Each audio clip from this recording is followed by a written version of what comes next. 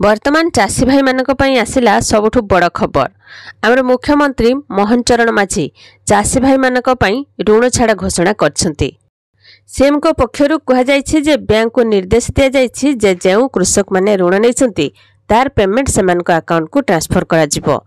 सरकार दाबी करिसंती जे ऋण मुक्त पई सरकार को पक्षरु जारी करा जायथिबा कैश अन्य अकाउंट रे जमा करले बैंकर्स को ऊपर कड़ा कार्यानुष्ठान ग्रहण करा जिवो। तेबे ऋण छाड़ू लाभवान होइथिबा कृषक मानक सह गोटे समारोह सामिल करा जिवो। राज्य समवाय विभाग पक्षरु समस्त जिलापाल को एने आवश्यक निर्देशनामा जारी होइछि। एहा सहित जिला केंद्रीय समवाय बैंक गुड़िक जिला स्तर में फसल ऋण सीमा धार्य करा जाइछि।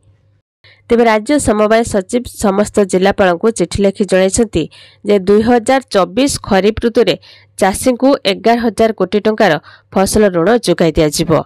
2023 खरीफ ऋतु रे 9,500 कोटी टंकार फसल ऋण जोगाइबाकू निष्पत्ति होइथिला, किंतु चाषी संख्या वृद्धि जोगु 9,718.04 कोटी टंकार फसल ऋण मोट 18,98,648 जन चाषी को जोगाई दिया जाइछि। सेहिपरि 2023 रबी ऋतु रे 8,828.24 कोटी टंकार फसल ऋण चाषी को दिया जाइछि। एही चलित खरीफ ऋतु रे चाषी को 11,000 कोटी टंकार फसल ऋण जोगाई दिया जिवो। 1 लाख टंका पर्यंत ऋण उपरे चाषी को कौनसी सुध देबाकू पड़िबो नहीं। 1 लाख रु 3 लाख टंका पर्यंत ऋण उपरे 2% सुध देबाकू पड़िबो एवं 3 लाख टंकारु अधिक ऋण उपरे व्यावसायिक ऋण भली सुध देबाकू पड़िबो। तेबे समस्त ऋण नेउथिबा चाषी को प्रधानमंत्री फसल बीमा योजना अधीन रे पंजीकृत हेबाकू पड़िबो।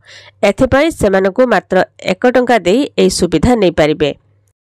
एई फसल ऋण बाबद अर्थ सीधा सड़क चाषी को बैंक रे थिबा संचय अकाउंट को जिवो। तेबे यह थिला चाषी भाई मानक पई सबुठु बहुत बड़ गोटे खुशी खबर।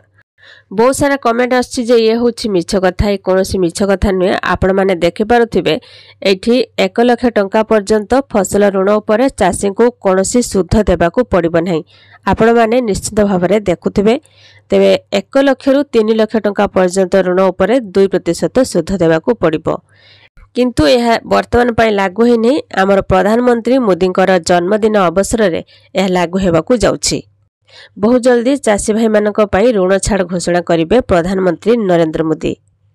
आ वीडियो गोटे लाइक कर दियंतु। आम चैनल सहित जोड़ी रहबा पई एबे सब्सक्राइब करी पाखरे आस्तबा घंटी चिन्ह को दबाई दियंतु।